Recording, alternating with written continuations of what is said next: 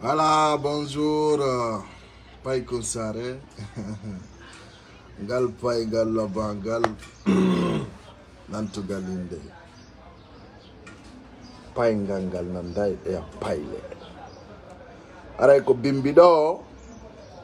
Si mi windi woɓɓe noddita la landito lanko on mi windi. Ala mi anda e wawata jangugol walla ko no woniri en fait.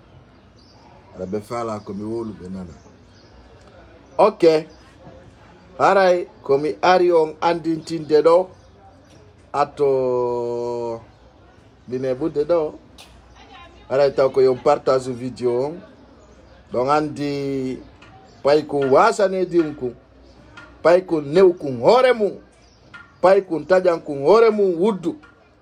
Pay ko quartier wasane di moƴƴa moƴƴa. Mo adna law fo andi fimum. Pay ko nedi wadu mo ciya doga. Wasere nedi e angal nedi himo yobori dum.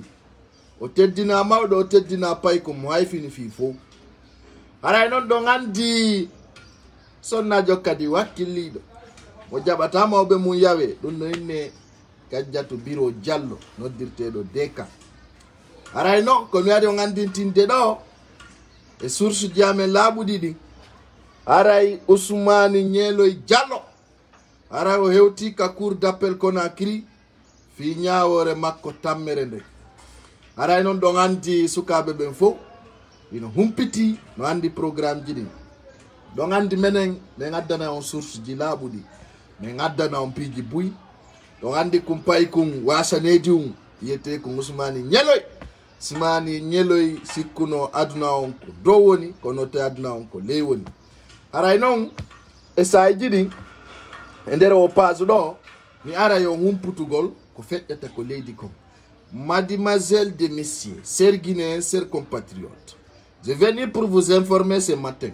L'enfant délinquant qui est mal éduqué, qui manque de respect à tous les chars, à tous les présidents, à toutes les personnes qui ne supportaient pas Alpha Condé, celle qui s'appelle le ministre de la Défense sur Facebook, un ministre qui ne dort pas, qui ne recule pas, un ministre qui fait face à tous les injures pour humilier des personnes sages. Donc aujourd'hui, il se trouve, voilà, bien sûr, à la cour d'appel de Conakry. Aray, kodum mi ari mi andi tingol jamao. Aray donc anti yimbe ben fo, donc andi ko fewndi ko kono humpitay be on benka tigi tigi. Aray donc andi pay ko sare no tawa. Aray kodum addimi ka bimbi do andintingol jama on. Aray Ousmane Nyeloy dey. Aray hande mo leppo yimbe ben ka nder salle cour d'appel ton. Aray o hewti nyaawore nden fuddoto joni résultat on kadi yalta si be rambayi dossier on. Aray mede ngabbi si be kondanimo. Aray mede ngabbi. Aray ko dim piji didi don woni ko habba. Aray jama on fo si be accitimo kadi aray ko woni o fo no habbi. Donc o waran ko jungo gido wana jungo CNRD. Aray jama on ko yo andu massivement ko yo yaw hedo don no goddo nyaawirte, hedo don mo bonni ko wadete ko sabuna hey ande kadi dey fotama dey kadumato ka ala ko wole yo mi fanko. Aray hingo e benni hinyale hingo lande. Aray no feti ha mai Ousmane Nyeloy weri hande kadi o weri ka cour d'appel ton. Aray betonni Allah konta birki pete wa serenedi ko Allah meje ma ko dunna bagage. Aray non be alli naluma on ko ngewtali taw Fatou Nyeloy hande mi do fixi cameraman be hewta to be jonnana mo photoji be abbi ma karantere hande kadi ton no wadori ha heewi. Aray ko dum don andi musibbe atomi fejjude do. Aray mi halani e communicant be RPG si be wattana lila e naday hore mabbe masibo ko mai si warima min pay kusare jente nanu onon sukabe wolano be RPG min fi goto warata lantemedere wattinam o wawlay do fi Alpha Condé parce que mi halani colonel Doumbouya goy men nani menace ji di LCC wadi din ka radio FIFFM ay non joni o menace président o menace CNRD menace colonel Doumbouya do sikkude hani ko wonno ko woni ala problème hakkundengi Allah si mi nanti goɗɗo maayi walla otowal goɗɗo brakama lagine walla goɗɗo fellama individuel RPG ça va vous quitter de la kinine on anda no woni si taille aujourd'hui vous pouvez vous flanquer pour menacer le chef d'État chef suprême de l'armée le haut commandement président colonel Mamadi Doumbouya si tayande mo RPG no wa joda de télémenace mo on verra ngala ndefuy si nyande kala nyande jiñudo yawdon wali don ka pale walla wali don e hore lawol men sorka yo nyama ku ha nan to ndiro ami anda non ko onde famo ton ko mankani o ko gala ano yi don feti yawron ko libinde Alpha Condé de son pour CEDEAO et Nations Unies et Union africaine on vous verra et puis c'est des clans bandits on a formé un front pour dialoguer avec le CNRD et si ça marche pas vous passez par des menaces ok y a pas de problème ande kiki de kadi mera mi ukka on nyama sorka on nyama ko ayon sokka juude aray ko mi arno ngandin tingol do musibbe darobe payku sare aray payku wasanedi unku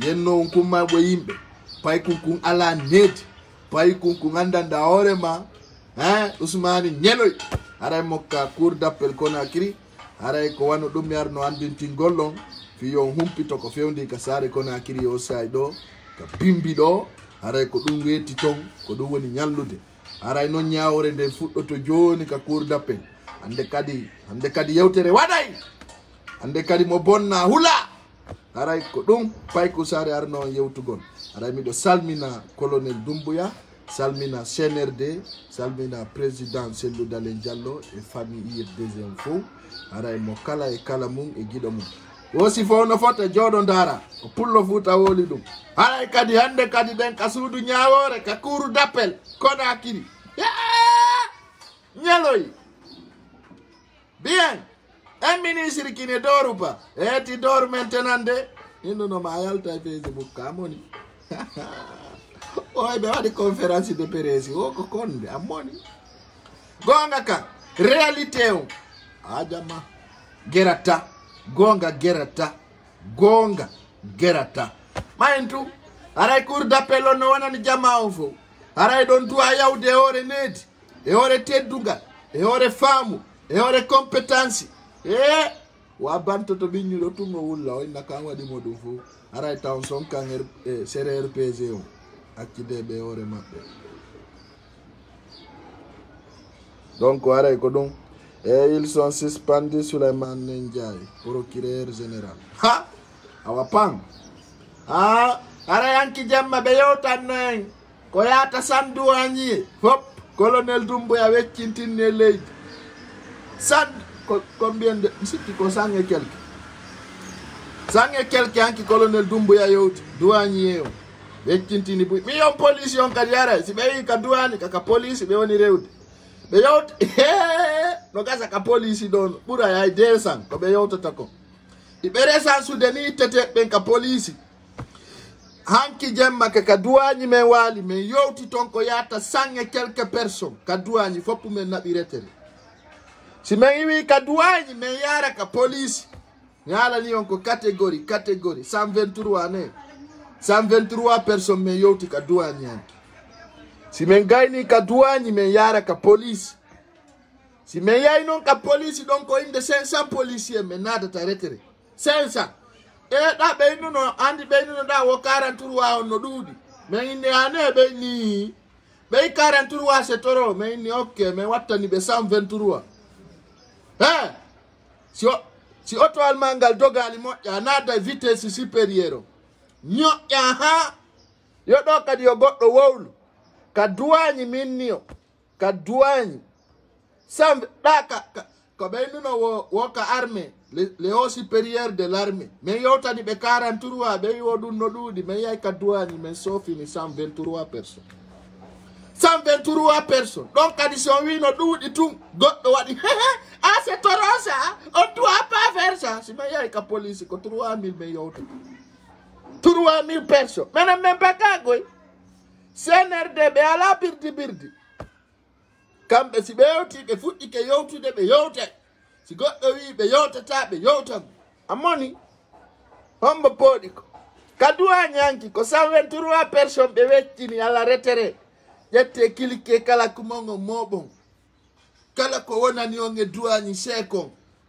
understand me you grow use crazy me crazy I know way you know you speak talky you know talky me no talky you talk fine me talk fine understand you speak English you crazy no way 123 personnes ɓe yewtani men ka duwani yalti fus mama die bemmu ɓeɗa garde ka police min e hande kadi biti e ala sukaɓe getta e postuji mon sukaɓe nous les nouveaux génération min hettay postuji amen ɗin min hettay si min ari ka police police yo haɓɓore ɓe sikkude lanni way eno sikkude lanni o ay ɓe itti to 43 sénéro o ɓeyni non c'est toro ça c'est toro mais yay ka duwani 123 personnes si ñeƴƴaka min ittana 200 personnes ka police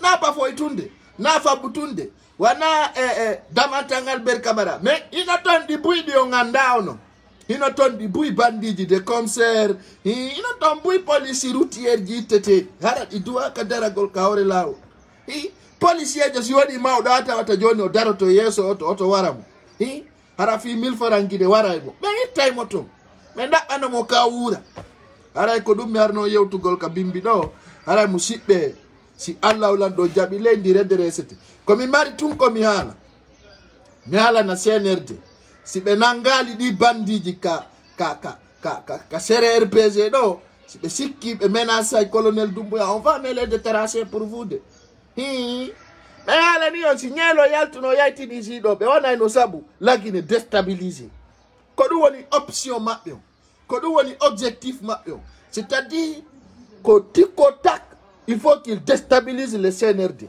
ɗum le marsata so yo waɗay ɗum e hukka yite mo ayona on heƴay ka suudu saria toute une personne qui menace l'état tu seras emprisonné ça c'est sans doute ay ko ɗum holluno ɗum la Guinée c'est un état de droit et si tu ne peux pas respecter les droits tu appelles à la violence, à la haine, à la division, tu vas répondre tes actes. Ça soit clair pour toute une personne, on soit franc.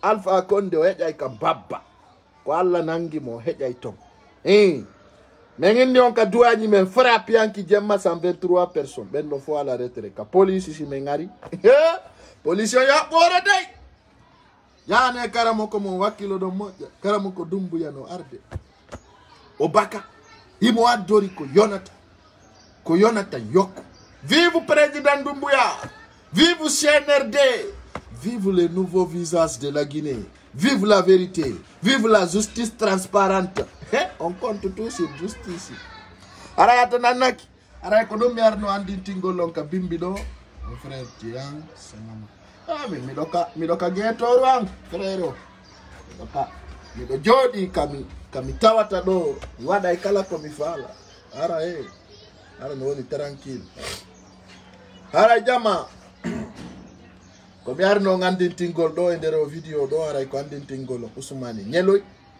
haray o hewti ka cour d'appel haray fo yo heɗo hande kadi haray sode connexion ko lannata connexion sar son téléphone ji ɗin ko lannata haray résultat o ka vraiment ino arde à partir de 20 heures ko lutti ko mi windanay on ko sabu ɓe wawata jangude ko ɓen mi windani ɗo woɓɓe noddilam ɓe wi pay kusare men famali waɗan ɓen vidéo yewta haray ko mi windi ɗon mi inni haray Ñeeloy hewti ka cour d'appel kona mi andintinni Ousmane Ñeeloy o hewti ka cour d'appel Conakry donc haray ɓe famali ɓen ko ɗum woni komi windi ɗon haray noon komi torotomo kala marɗo feere ko yaw jentito yewtere nden andon mo tooñi walla mo yenni kon toni place makko accane men sarne hande kadi nde ordona haray ko ɗum siɓɓe daroɓe payko sare haray en arduno ha ɗo si Allah lando jaɓi ara yitidi kadi à partir de 20 heures restez connecté haray ko mi arno andintingol ɗon ko Ousmane Ñeeloy yewti ka suudu ñawore je vous embarrasse. Big up toi, big up à toi Deka, big up Johnson. Sumani nyelo gite den fe wande den sed. De usumani nyelo ino sede, aray dande de nyibi. Aray wanani, dande mande nyiba peti. De da seda e justice ngal. Dande mande nyiba parce que dande mano ewa bobo mo dande mu nyiba kaida o da ye jangi ko ima. Ini nde deji. Ini dande nenge jainet. Voilà. Tu as vu l'information sur Sidi Suleiman Ndiaye? Ouais. Ça, c'est le soir que je vais venir vous donner cela. Qui de quoi? On a dit l'autre information dit ko jemma di arata ko don di lewni be ni magunun ko jemma blogger vrai ko jemma na pocho pacha on andi min ko mi hala ni on ko ngewo pas en faux sandari ande 100% blogger guinéen si be jo inama pay ko sare jo inama be andi ko mi bemma 49 millions dans 90 jours le seul blogueur qui a pu réussir cela 49 millions dans 90 jours. Hey, à comparer, on a trouvé. Mais na birdi de. On va à l'académie, poste now. Na birdi. 49 millions dans 90 jours. Amoni. Na sama kalade mene. Mene na birdi. Yeah. Quoi international. 49 millions. Dans 90 jours, Kodundari Pai Kusare. C'est la money à pose auto. Yeah. Na birdi. Yes, saya. Pai Kusare. Ngal Pai Ngal Labangal. Nantungalimbe. Si di Suleiman Ndiaye ko hebi wono fandi. Mihala nino ngaka aduna do. Sellu dalen. Hande bit ofala on jonnu de top de tatisim ya. Fi sellu dalen. Endero video do. Komi wawli do konfo. Sa yi fenande ndermu. Desabono kapazo. Piji tati. Mi mari komi yota ma fi sellu dalen. Hande kati. Parce que mi si mi jonni marele jiding. Atawa Pai Kusare wana birdi. Sellu dalen. Depuis mi mandi timo. Ha hande konde wote repet. Kabe fusi ore makonde. Mi yi mo nyaundi France. Ha hande sellu dalen déplaçaki. La Guinée en Europe pour des médicaments. Ya goli ya hande, mi wa la Guinée, ya mi nyaundo yo France, wala Belgique, wala Asie. Ha hande. Konde wote repet mi manditi. Ka sellu dalen, ya France, ka be fusi ore makonde ka stade. Ka stade conseil don yimbe be nabi mo Europe. Sinadu sellu dalen kanko hande ay ka ya wadi visite médicale. Mais sellu dalen na de la Guinée ya nyaundo yo ley de Porto sellu dalen na de la Guinée ara Sénégal nyaundo amedi ide ay télé ay téléphone amedi ide ayo article hande depuis sellu dalen taga akita hande amedi yiwde ka sellu dalen spécialement o yi mo mari docteur jo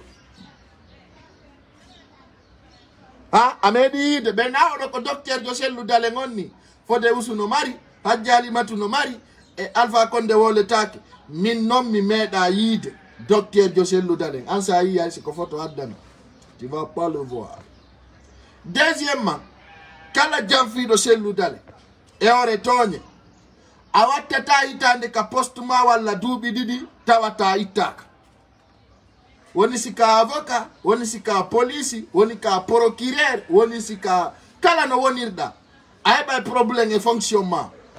Kala innudo min ko Sellu Dalen mi yawoto ko Sellu Dalen mi tindoto alla pacinti lo rusaria pacine ara na justice ya Sellu Dalen tamengel si mi wola ni on piji go tawata hay wonbe ben takko Sellu Dalen ko mi wola ta kondo be anda fidu kambe tigi be jodo to be na kondo Pai Kusare andiri do parce que andi menen on travaille avec des diables.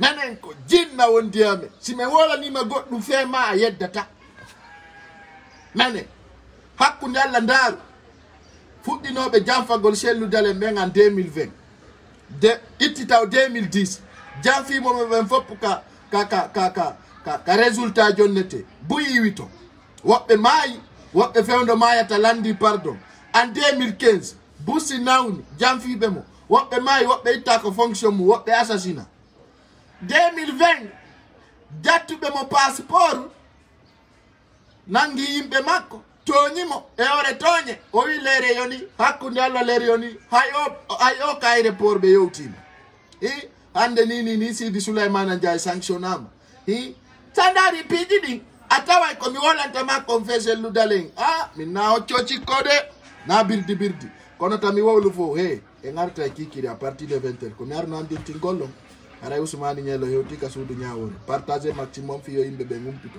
Je vous embarrasse, restez connectés sur cette page, ça vous donne de l'amour et de l'honneur et des renseignements clairs, c'est ça que ça s'agit. Bye bye, je vous embarrasse.